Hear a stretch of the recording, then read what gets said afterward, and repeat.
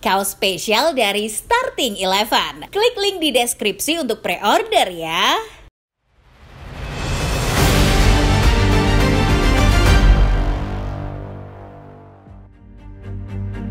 Arsenal berhasil menaklukkan PSG dalam laga lanjutan matchday kedua Liga Champions 2024-2025. Meriam London benar-benar berhasil mematikan lini depan PSG lewat kemenangan 2 gol tanpa balas ini. Sekali lagi, kemenangan di Emirates Stadium membuat pasukan Mikel Arteta kini kian disegani. Arsenal yang pernah berjaya di era-era terdahulu seakan bangkit lagi di musim ini. Catatan impresif Arsenal juga makin menegaskan bahwa mereka tidak mau lagi menjadi tim penggembira seperti halnya musim lalu. Bagaimana perubahan Arsenal di bawah Arteta yang tak lagi bobal mempertahankan filosofinya di musim ini? Sebelum menyimak pembahasannya, pastikan Football Lovers sudah subscribe dan nyalakan notifikasinya supaya tidak ketinggalan video-video menarik dan terupdate dunia sepak bola dari channel Starting Eleven Moment setiap harinya.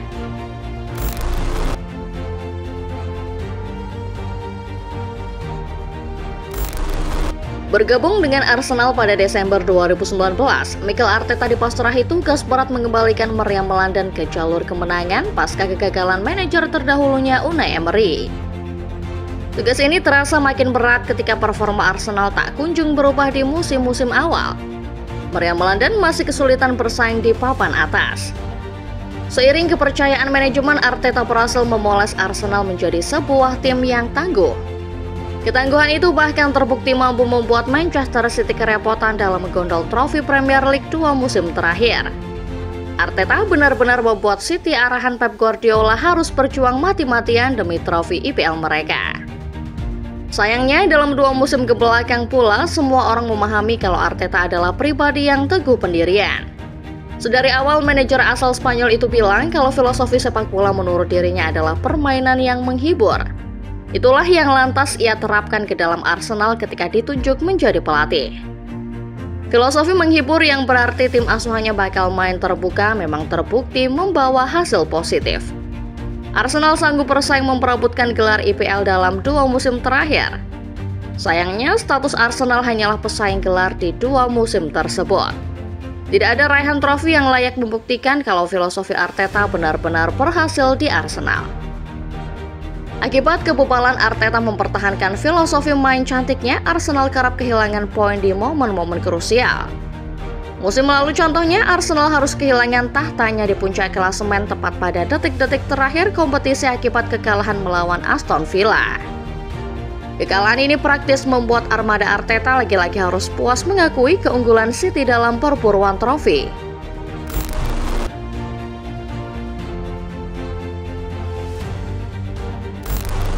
Dua kali gagal menggondol trofi IPL dan harus kehilangan puncak klasemen di detik-detik terakhir tentu meninggalkan luka mendalam buat Arsenal. Beruntung bagi mereka, Mikel Arteta tampaknya belajar banyak dari kesalahannya di masa lalu.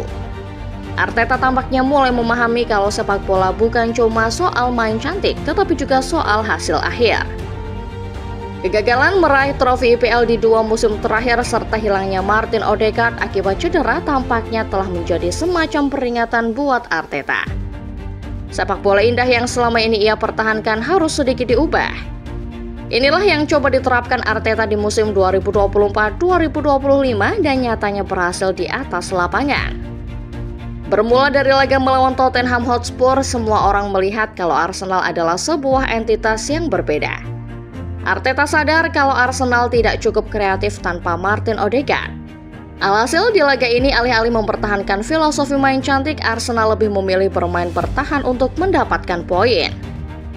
Hal yang sama juga terjadi dalam laga melawan Atalanta di matchday pertama Liga Champions. Arteta yang sedang bersiap menghadapi jadwal padat ke depan menyadari kalau setelah melawan Atalanta ada pertandingan super melawan Manchester City. Untuk alasan itulah ia memilih main aman dan berhasil mendapat 1 poin berkat hasil 0-0 di Bergamo. Bergeser ke laga melawan City, Arsenal siap meladeni permainan terbuka pasukan Pep Guardiola. Namun kartu merah Leandro Trossard mengubah segalanya. Main terbuka dengan 10 orang melawan City berarti bunuh diri. Arteta akhirnya paham akan hal itu. Pada akhirnya, entrenador asal Spanyol mengesampingkan egonya untuk bermain atraktif dan memilih main defensif guna mengamankan poin.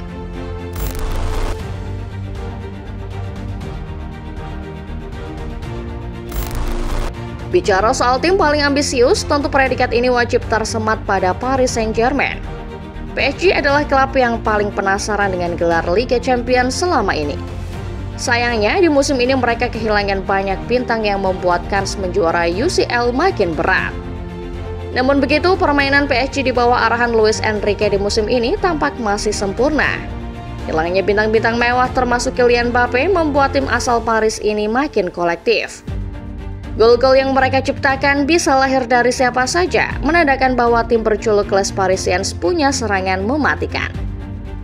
Meski begitu, di hadapan Arsenal dan Arteta yang tak lagi bebal dengan filosofinya, PSG dibuat sama sekali tidak bertaji. Bermain di hadapan publik Emirates Stadium, PSG melempem dan harus pulang dengan kekalahan 2-0. Lini depan PSG dibuat mati kutu, dengan hanya catatkan 2 shot on target serta angka harapan gol alias XG cuma sebesar 0,31. Lagi-lagi, Arteta mengesampingkan egonya untuk bermain bagus dan memberikan hiburan menarik buat para fans Arsenal yang memadati Emirates Stadium. Arsenal bermain cenderung lebih defensif dalam pertandingan kontra PSG ini. Terbukti dengan catatan 35% penguasaan bola berbanding 65% milik PSG. 1 dari 2 gol yang diciptakan Arsenal juga lagi-lagi hadir lewat skema set piece. Bukayo Saka yang menjadi eksekutor tendangan bebas pada menit ke-35 berhasil menjebol gawang Gianluigi Donnarumma. Skemanya sama seperti gol-gol set piece selain Arsenal, yakni menumpuk pemain di depan gawang lawan untuk memecah konsentrasi lawan. Apapun taktik yang dipakai Arteta dalam laga melawan PSG, yang terpenting adalah Arsenal berhak bawa pulang 3 poin. Arsenal sukses menghancurkan tim paling ambisius di Eropa.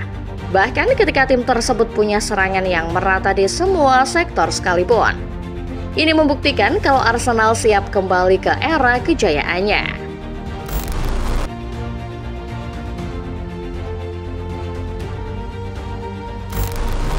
Akibat dari perubahan karakternya, Mikel Arteta telah membuat Arsenal makin sulit ditebak. Bahkan kehilangan sosok paling kreatif seperti Martin Odegaard tak lantas membuat tim besutannya ini kehilangan arah untuk menang. Gol bisa lahir dari skema apa saja, termasuk skema set piece yang kini jadi andalan baru Arsenal ketika mereka buntu dari situasi open play. Pragmatisme sebagai sebuah filosofi yang mengedepankan hasil akhir kini telah masuk sedikit ke dalam pemikiran Arteta. Manajer asal Spanyol kini paham bahwa setiap pelatih sepak bola dinilai dengan trofi dan hasil akhir. Bagaimanapun caranya, menang tetap jadi sebuah tolak ukur berhasil atau tidaknya seorang manajer. Namun ideologi pragmatisme tidak lantas membuat Arteta menjadi sosok yang pragmatis total seperti halnya Jose Mourinho. Filosofi sepak bola menyerang dan menghibur masih melekat dalam dirinya. Pragmatisme hanya dijadikan sebagai sebuah jalan keluar ketika kalkulasi Arteta menyatakan timnya punya peluang kecil untuk memenangkan sebuah laga. Laga melawan City dan Leicester adalah bukti kalau Arteta masih tetap memainkan sepak bola atraktif sebagai ideologi dan filosofi utamanya. Berulah ketika timnya buntu, pragmatisme yang hadir lewat sebuah strategi set piece datang sebagai penyelamat. Apapun itu, Arteta kini telah membawa warna baru buat Arsenal, sehingga tim ini kini menjadi tim yang lebih matang dan adaptif. Itulah dia ulasan evolusi Arsenal yang jauh lebih adaptif setelah Arteta mengubah cara pandangnya soal sepak bola. Keberhasilan menang melawan PSG adalah bukti lain kalau Arsenal kini makin mengerikan. Lalu menurut Football Lovers, bagaimana performa Arsenal musim ini? Apakah Arsenal telah bangkit sepenuhnya dan siap meraih trofi di berbagai ajang?